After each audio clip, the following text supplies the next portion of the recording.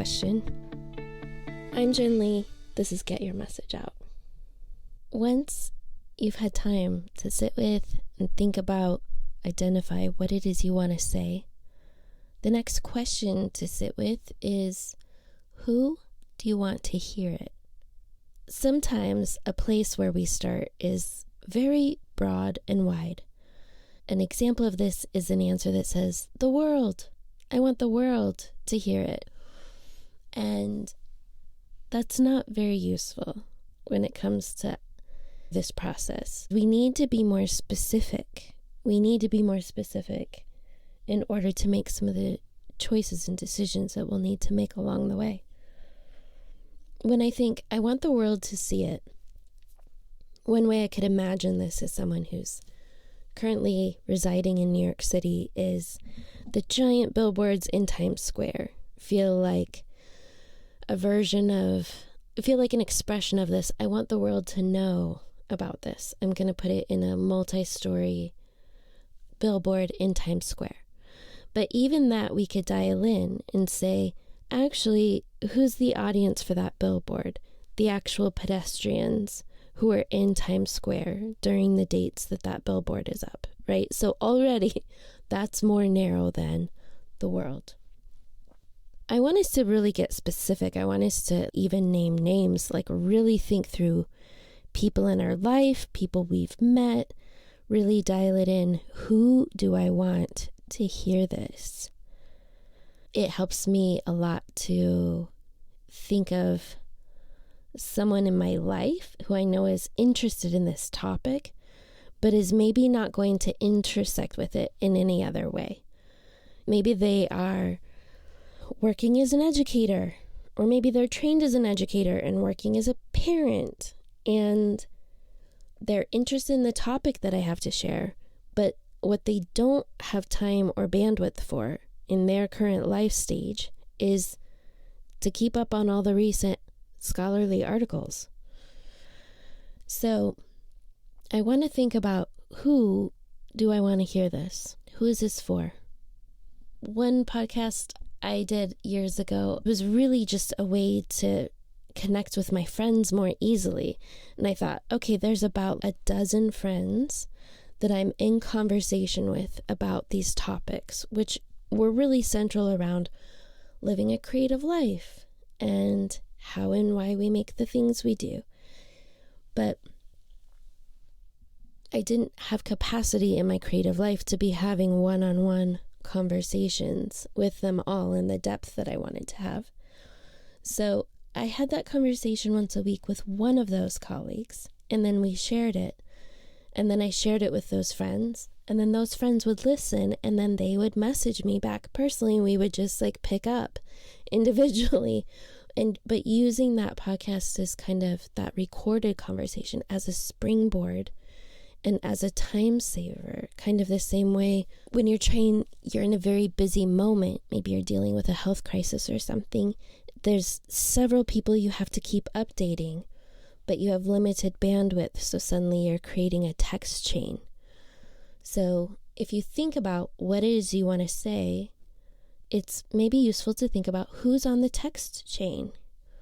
Who is this gathering something and putting it into a more efficient delivery vehicle than having the bandwidth to speak to those people one by one by one by one.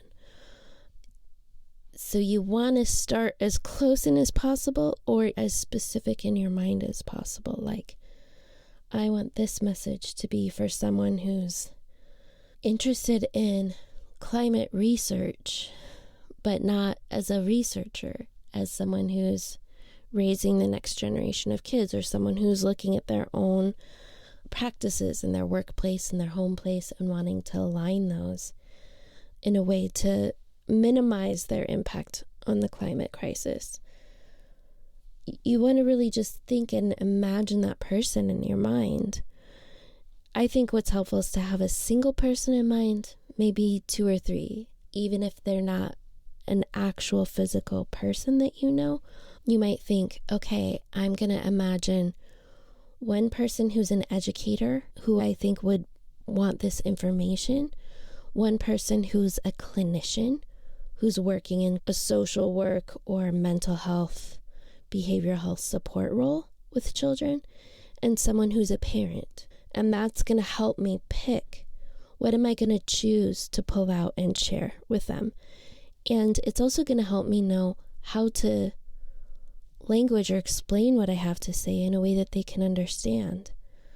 I might think, oh, someone who's trained as a clinician or an educator might know this word, but maybe the parent in my audience might not. So I might need to pause and say what I mean when I say this word that maybe they know or they've read on paper, but we're not accustomed outside certain fields to hearing some words. And so if we're listening to something, we can get snagged or hung up or slowed down by just trying to process something auditorially that we're accustomed to only processing visually and rarely.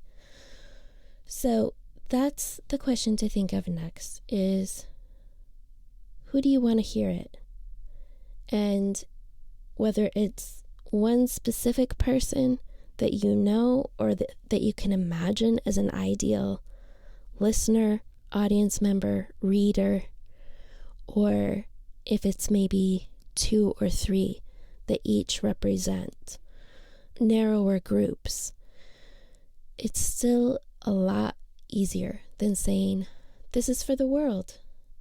One just other thing that's making me think of is how hard it is for me in family gatherings to talk when there's a lot of people in the room.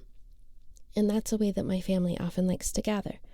So say we're sitting in a room with 20 people and someone's asking me a question about my life or my work. Suddenly, it's so many people for me to take into account. And the vulnerability or intimacy of anything I have to say is going to go up to like the lowest common denominator in the room. The person I know the least and am least comfortable with, that's the level at which I'm going to be able to answer in that setting. But if I'm in a smaller group that's just 2 people, my grandparents, or 1 person, my grandmother, asking, I can really anchor what I'm going to choose to say and how I can choose it and how safe I feel. I can root all that in my relationship with her, in our background of relatedness. I know her. I know a lot about her. So I can just really focus and say something. Maybe I know with her not to be detailed or which details she's interested in.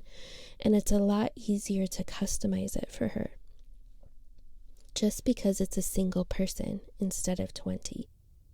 This question and exercise is to take it from a room that has like the world and all kinds of anonymous names and faces and people you can't even imagine, and just dials it down to like having a cup of coffee with your ideal 1 to 3 people that you would like to have this conversation with.